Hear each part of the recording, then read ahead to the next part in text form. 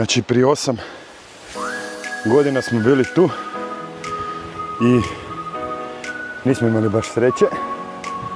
Sa klincima smo bili, ali tad sam dobio strah od džungle i danas sam ga odlučio pobijediti.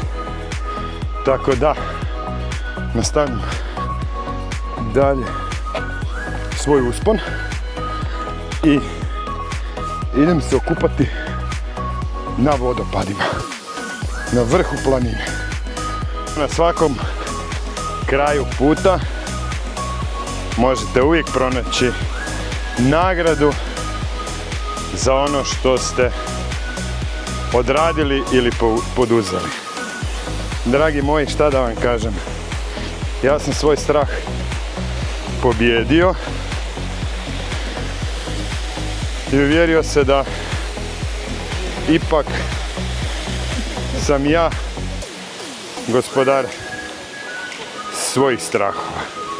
I ono što želim svima vama, da i vi to također doživite i da pobijedite ono čega se najviše bojite.